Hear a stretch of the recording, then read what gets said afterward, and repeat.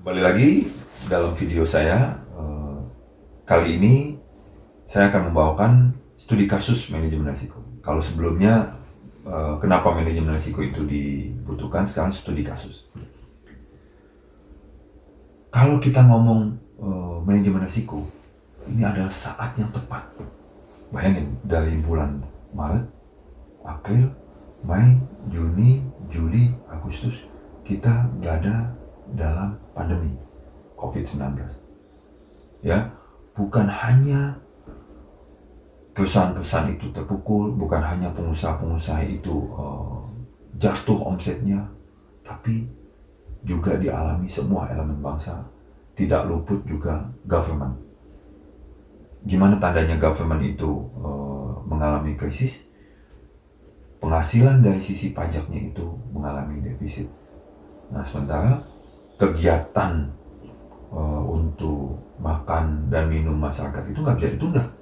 Karena kalau tidak, masyarakat itu banyak yang kelaparan, bahkan bisa berujung pada kematian. Belum lagi dengan dana-dana penyelamatan COVID-19, ya. Nah, artinya ini adalah sangat tepat kita menerapkan manajemen risiko. Ya, di video sebelumnya saya sudah mencontohkan satu UKM, yaitu penjual bakso. Nah, sekarang saya mau mengajak kepada dunia bisnis yang lebih dari UKM, yaitu misalnya ada dunia logistik. Ya, kita tahu dunia logistik yang kekinian itu adalah mereka mampu, ya, menawarkan total solutions dari pintu produsen sampai pintu end user. Nah, sekarang kita bayangkan, mau ke pintu produsen, kita nggak boleh berkerumun. Mau sampai pintu end user, kita nggak boleh berkerumun. Nah, di sini kita mesti membuat suatu manajemen. Barangnya tetap mesti sampai kepada end user, tapi dengan semaksimal mungkin tidak ada yang terjangkit. Karena bagaimanapun juga nyawa masih lebih penting dari usaha, walaupun usaha itu juga sangat penting karena untuk melangsungkan kehidupan. Nah, dengan demikian ini adalah tantangan bagi para pengusaha.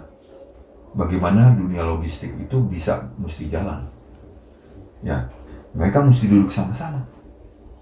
Duduk dengan produsen, duduk dengan end user, bahkan duduk dengan stakeholder. Tetapkan bagaimana tatanan yang pas untuk COVID-19. Dan di sini kita mesti menghilangkan ego kita. Apa ego kita? Yaitu kita tidak, maksud saya, jangan lagi berharap keuntungan yang besar.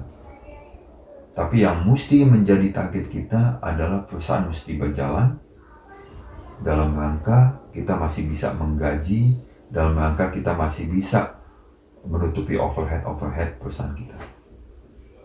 Nah, inilah mindset yang mesti kita tetapkan. Implementasikan manajemen risiko, lalu kita ubah mindset kita, jangan mau untung banyak, tapi kita mesti mempunyai mindset mempertahankan perusahaan dalam rangka kita mempunyai social entrepreneurship.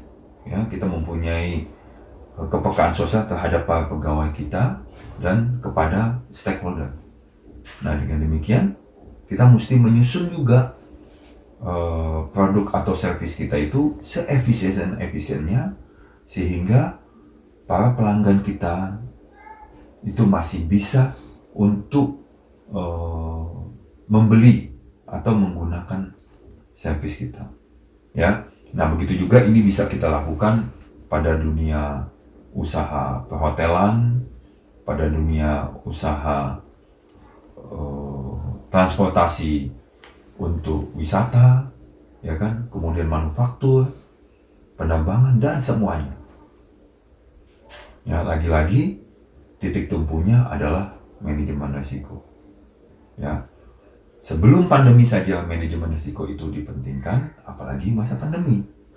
Ya, dan saya percaya, I believe, if nobody couldn't apply the risk management, they will left behind. Because the COVID-19 is a new challenge for all entrepreneurs in order to be sustainable. Ya, semoga video studi kasus manajemen risiko ini dapat memberikan suatu khazanah bagi para pengusaha, khususnya di dalam pandemi COVID-19 ini, sehingga kita masih mampu bertahan. Sampai bertemu pada video berikutnya. Terima kasih.